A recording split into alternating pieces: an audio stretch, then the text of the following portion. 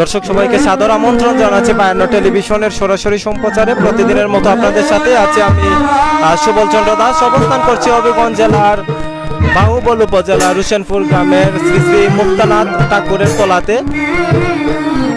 গ্রাম বাংলার হারিয়ে যাওয়া ঐতিহ্য ডব যাত্রা, যেটি এই ডব যাত্রা অনুষ্ঠান চলছে এবং আপনাদেরকে এটি দেখানোর চেষ্টা করছি। দেশ এবং প্রবাস থেকে কে কোন জায়গা থেকে যুক্ত হয়েছেন অবশ্যই আপনারা কমেন্ট করে আমাদেরকে জানাতে পারেন।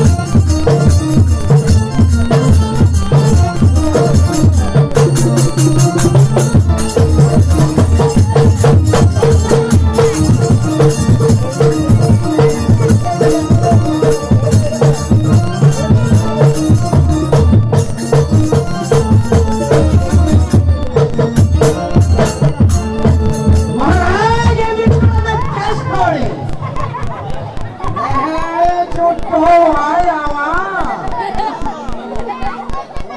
সারি কাছ থেকে কৌশল করে এই রাজ সিংহাসনে তুমি কেড়ে নিয়েছো। আমি তোমার চেষ্টা এই সিংহাসনে বসতে পারিনি আমি।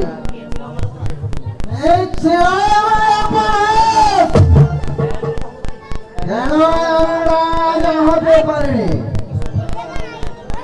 কিশোর বয়সে সিংহর বিজয়ের জন্য সত্যি সেনারে তুমি আর হারিয়ে দিলে। সূত্রধারে তোমাকে হত্যা করতে উদ্যত হয়েছে বিক্রম। আমি আমার জীবনে বাঁচিয়ে রেখে তোমাকে আমি বাঁচিয়ে রেখেছিলাম। আর সেই সময় শত্রু রথে আঘাত লাগে আমার মা সেই হবে ইচ্ছা পরিচালনায় আমি অক্ষম হয়ে গেলাম।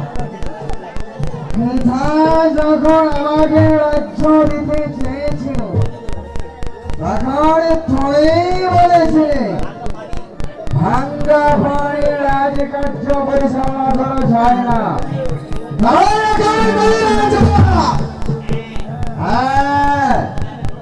আমিও ধমধর আমিও ভক্তের হই তোমাকে সিংহাসন থেকে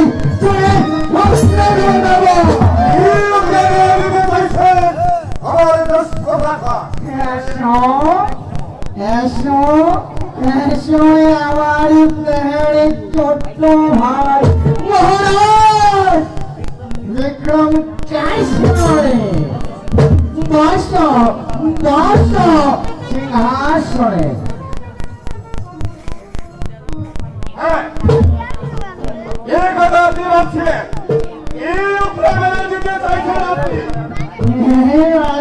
কিছু আগাছার জন্ম হয়েছে আমার স্নেহের ছোট্ট ভাই মহারাজ বিক্রম কাশ্যপী। আমি সেদিন গোড়ায় করে যখন এই রাজ্য ভ্রমণ করতে যাই তখন অনেক দুষ্ট লোক তোমার নামে সমালোচনা করতে হয়। তুমি নাকি এই রাজ্য পরিচালনায় অক্ষম হয়ে গেছো।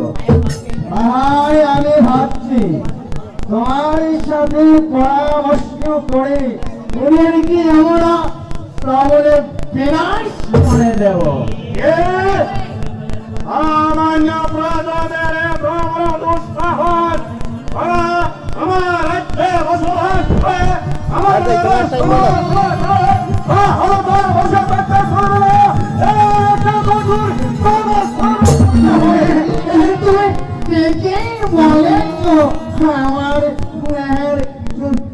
ভাই মহারাজ এই বট বৃক্ষকে যদি অঙ্কুরে বিনাশ না করা যায় তবে যে তার আকার বিশাল হয়ে যাবে আমার স্নেহের ভাই। তবে তাড়াতাড়ি প্রস্তুতি নাও।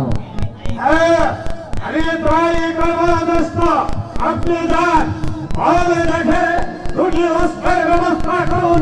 আমি যাবো রাজ্য ভ্রমণে, আমি দেখবো যে শুরুকে হচ্ছনা আমার বিরুদ্ধে সমালোচনা করে আমাদের কাছে বিজন সংগ্রাম করে নেবো। তোমাকে সুন্দরী বলি দেখে তুমি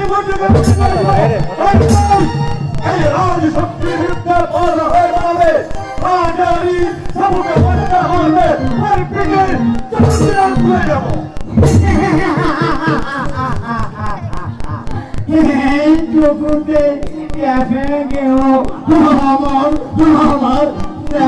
ছোট্ট ভাই মহারাজ বিক্রম কাশ্যপী।